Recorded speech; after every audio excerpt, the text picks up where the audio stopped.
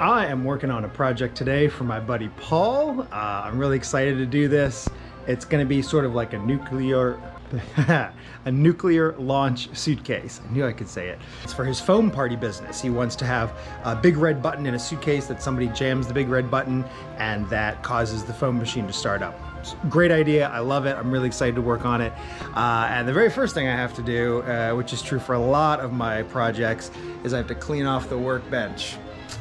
One of the things I like about a new project is that it gives me an excuse to do this because stuff tends to collect on here. So it is time for a time lapse.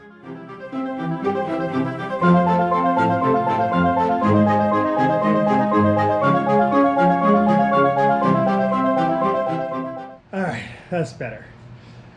So time to get started. And actually the very first step that I did before this was measured the case that I'm going to be working with, and went into Photoshop and not only measured the case but also all of the little components that I bought here for it, and played with a couple of different layouts, tried to figure out not only what I thought looked best but also kind of sort of makes sense. Even though this is a fantasy prop, I kind of want it to make a little bit of sense in terms of why you're flipping on a series of switches, and then also thinking about where the switches are laid out. If they're all over the place, then I know it's going to be hard for a random person to flip the switches. The design goal was really only to have the big red button, so I went ahead and added the other switches there just because I thought that would be fun. So basically kind of made this design where we kind of start in the upper left-hand corner and then sort of go counterclockwise. So we go down and then over, and then we end with the big red button there. Hopefully that'll all make sense. So the next step is I printed that out, and I have now this sheet template.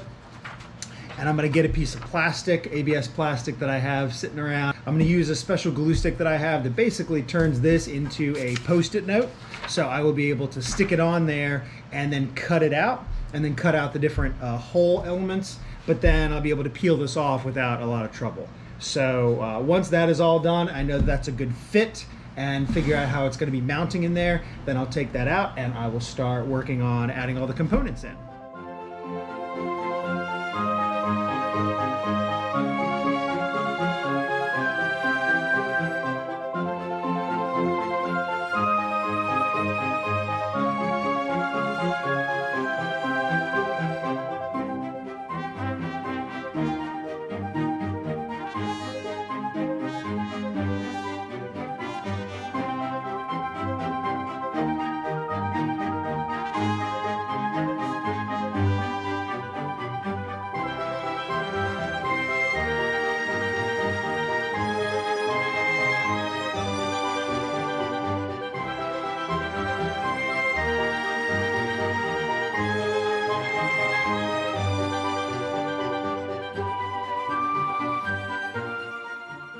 All right, so I have hit a snag with the big button here.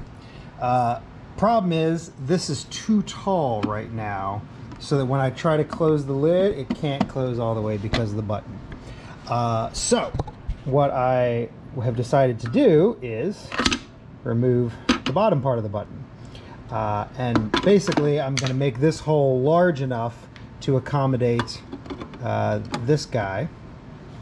And in order to do that, I measured this hole, and I measured the outside of the button, and I measured this hole here, and I have created a sticker on the vinyl cutter. This is basically a template that is exactly the same outer diameter as the hole I need to cut, and the inner diameter is this.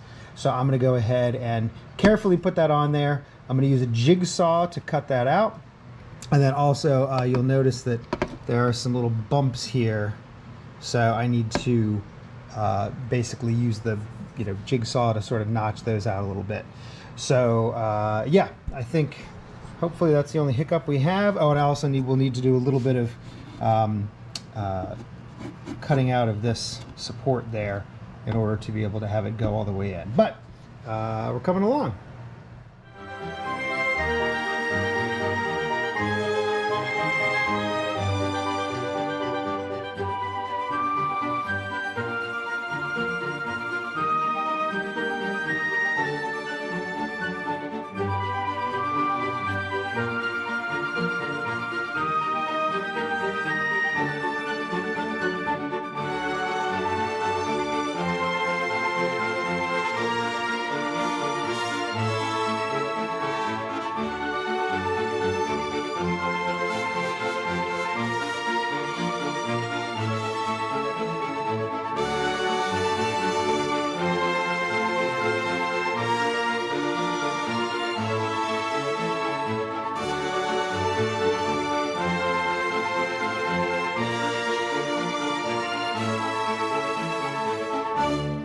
Okay, so now that I have finished ruining a perfectly good Pelican case by cutting a bunch of holes in it and thus making it no longer watertight, it is time to start with some electrical wiring. I've got the whole switch panel figured out, ready to go, with the exception of the gauge on the bottom, which I am currently 3D printing a part for, sort of a bezel, not only to correct an error that I made, or sort of the diameter of the gauge, this round part right here, was in between drill bit sizes that I had.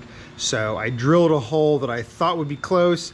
Turned out it was a little too big, because if you notice, there's not a lot of difference between the edge of the cylinder and the edge of the square. It's a very thin little overlap there. So basically, by making a part, I'll be able to have that overlap be a little bit larger.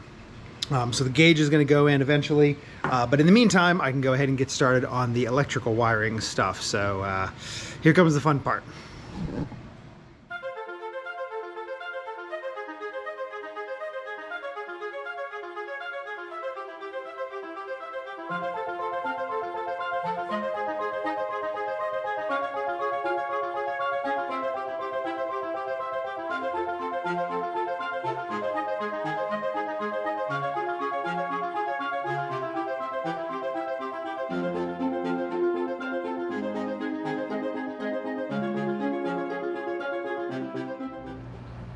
All right, I think I'm gonna call the wiring done.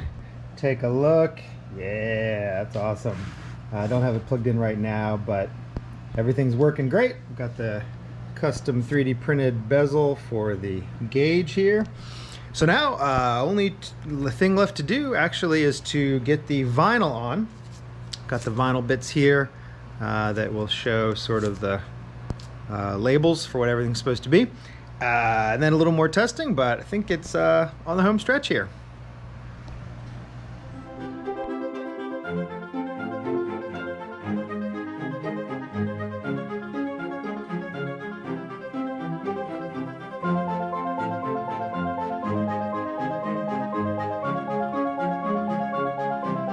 Take a peek. We've got a Pelican case here with both the input and the output, power switch.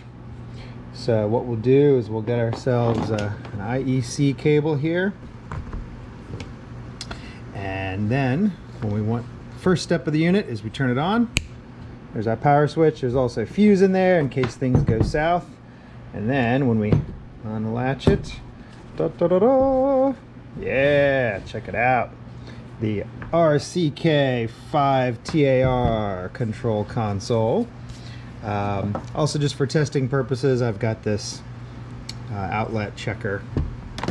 We'll go ahead and pop in here, just so we can see that it's doing something cool. Okay, so in operation, here's what we do. We've got our number buttons. Very first one is start up. We turn this. That not only turns on the blue light, but you'll also notice that makes the gauge go. There's our gauge going up and down. All right, and then that's startup. Standby. When we go to standby, flip this up, turn it on. Now our standby pilot light comes on. Then we have our safety switch. Always important to have the safety switch. And you'll notice that after the safety light lights up, that turns on the big red button. Not only is it active, but there is a little light in there. And now if we hit the big red button, check it out. Whatever we have plugged into the outlet lights up. And to shut things down, we can hit the big red button again, or any switch along the way. So if I go like this, it shuts down absolutely everything that's sort of downstream of it. But also if I just do this guy, then that turns off the switch and all that. And one of the things that I liked about the particular relay that's in here is, for example, if we go like that, and that is on, and for whatever reason this all gets turned off that way, when it gets turned back on, the relay always sets to off. So even though it was on, you still have to push the big red button again in order to activate it. So if for some reason it's decided that this is all too much rigmarole and it just wants to be used like that, it's totally fine. Get to the event, turn it on that way, and now everything's ready to go. I also wasn't sure where I wanted to put the gauge in line, but I think it's kind of cool. I like that the gauge shows you that you're getting good voltage right at the beginning. So if you don't see an indicator light on the back here, and or you go like this and there's anything wonky going on with the voltage, that actually might be a useful tool, even though it's mostly for set dressing. So let's fire this up one more time. We got startup, we got standby, we got safety. 3, 2, 1, go. And there it is. Control console doing its thing.